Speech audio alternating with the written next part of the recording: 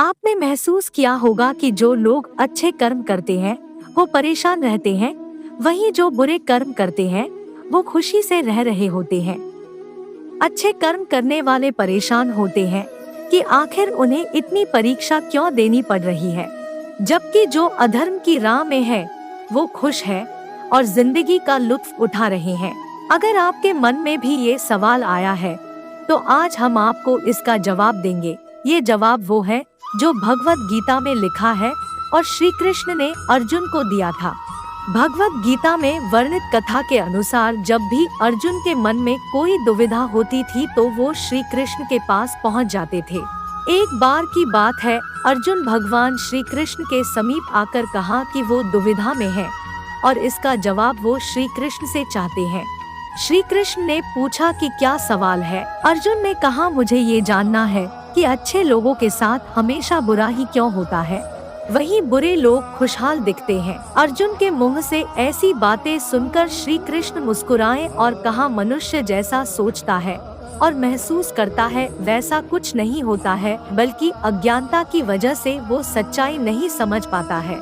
अर्जुन उनकी ये बात समझ नहीं पाए। इसके बाद श्री कृष्ण ने क्या कहा वो जानते हैं। श्री कृष्ण ने अर्जुन से कहा, पार्थ मैं तुम्हें एक कथा सुनाता हूँ, उसे सुनकर तुम समझ जाओगे कि हर प्राणी को उसके कर्म के हिसाब से ही फल मिलता है। कथा शुरू करते हुए श्री कृष्ण ने कहा, एक नगर में दो पुरुष रहा करते थे। एक पुरुष व्यापारी था जिसके जीवन में धर्म की बहुत महत्ता थी। वो पूजा पाठ में यकीन रखता था। वो हर रोज मंदिर जाता था और दान धर्म भी करता था और उसी समय धर्म कर्म में विश्वास रखने वाला व्यक्ति भी मंदिर पहुंचा। दुर्भाग्य से मंदिर के पुजारी ने उसे ही चोर समझ लिया और चिल्लाने लगे। वहां लोग एकत्र हो गए और उसे बहुत मारा। किसी तरह वो बचते बचाते वहां से निकला तो दुर्भाग्य ने उसका साथ वहां भी नहीं छोड़ा।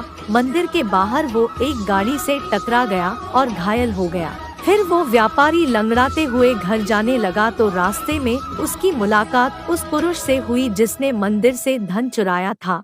उसने कहा, आज तो मेरी किस्मत चमक गई, एक साथ इतना सारा धन मिल गया। ये सब देखकर उसे बहुत बुरा लगा और उसने अपने घर से भगवान की सारी तस्वीरें निकाल दी।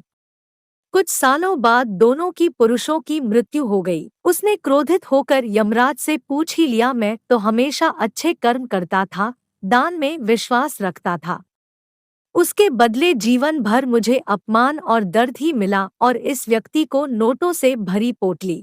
आखिर ऐसा भेदभाव क्यों? इस पर यमराज ने कहा, पुत्र तुम गलत समझ रहे हो। जिस दिन तुम्हारी गाड़ी से टक्कर हुई थी वो दिन तुम्हारे जीवन का आखिरी दिन था, परंतु तुम्हारे अच्छे कर्मों की वजह से तुम्हारी मौत सिर्फ एक छोटी से चोट में बदल गई।